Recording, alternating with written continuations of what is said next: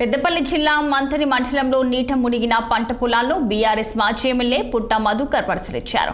గోదావరి నది ఒడ్డున ఉన్న పోతారం విలోచవరం గ్రామంలో పర్యటించి దెబ్బతిన్న వరి పత్తి పంటలను అబ్జర్వ్ చేశారు. నష్టపోయిన రైతులను పరామర్శించి ధైర్యం చెప్పారు. బాధిత రైతులకు వెంటనే ఎకరానికి 25,000 చొప్పున నష్టపరిహారం అందించాలని కాంగ్రెస్ ప్రభుత్వాన్ని పుట్ట మధు డిమాండ్ చేశారు. పంటలకు పెట్టుబడితో పాటు ఇన్సూరెన్స్ ఇప్పిస్తానని చెప్పి కనీసం పరిహారం కూడా ఇవ్వలేదని మండిపడ్డారు. సుందీలా బ్యారేజ్ గేట్లు ఎత్తి ఉండడంతో సుమారు 500 ఎకరాల్లో పంట నష్టం ఏర్పడిందని తెలిపారు మాజీ ఎమ్మెల్యే పుట్ట మధుకర్.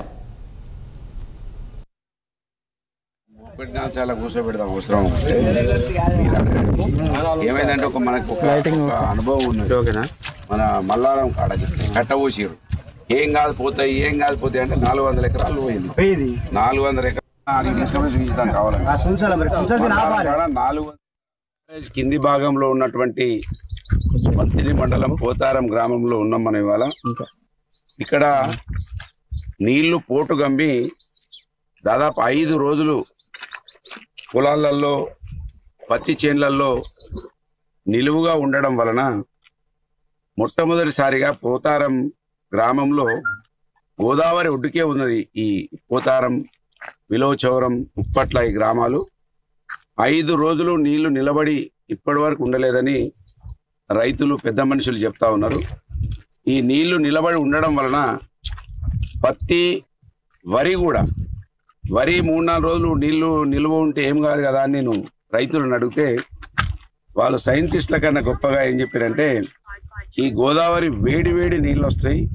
ఆ వేడి నీళ్లు 4-5 రోజులు నిల్వ ఉండడం వలన అసలు పొలంలో కూడా వాసన స్మెల్ వస్తూ ఉన్నది, మురుగు వాసన వస్తూ ఉన్నదని రైతులు చెప్తా ఉన్నారు. అంటే వరి పొలం కూడా పోయింది. ప్రచారంలోకి రాకముందు పంటకి ఇన్సూరెన్స్ చేస్తా అన్నారు, పంటలకు మంచి గిట్టుబాటు ధర ఇస్తా అన్నారు కాంగ్రెస్ పార్టీ వాళ్ళు. ఇప్పటి వరకు పోయిన సంవత్సరం మునిగిపోయినటువంటి పంటలకు కూడా నష్టపరిహారం ఇవ్వలేదు. ఈసారన్నా ఖచ్చితంగా నష్టపరిహారం ఇవ్వాలి. పోతారం గ్రామంలో చూస్తేనే దాదాపు 250 ఎకరాలు పైచిలుకు పత్తి వరి కలిపిపోయినట్టుగా మేము అంచనా వేస్తూ ఉన్నాం.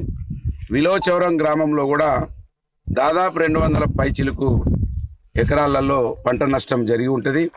వెంటనే మేనిఫెస్టో కమిటీ చైర్మన్ మంథని ఎమ్మెల్యేనే ఉన్నాడు కనుక మంథని ఎమ్మెల్యేనే ముఖ్యమంత్రి గారికి అతి సన్నిహితంగా ప్రతిరోజు ఆయనతోటి కలిసి ఉంటా ఉన్నాడు కనుక ఆయనకు ఓటేసినటువంటి రైతులను ఆదుకోవాలని డిమాండ్ చేస్తా ఉన్నాను. సికింద్రాబాద్ లోని వివిధ ప్రాంతాల్లో గణేష్ మండపాలను